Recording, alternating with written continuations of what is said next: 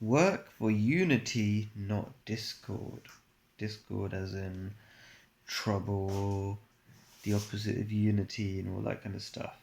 This ancient bit of wisdom, and a lot of spiritual wisdom, is about unity. And nowadays, unfortunately, spirituality is turned into something where there's no unity, no organization. In fact, there's this phrase that I don't like organized religion. And I can understand that because religious power has been abused so much. But think about it.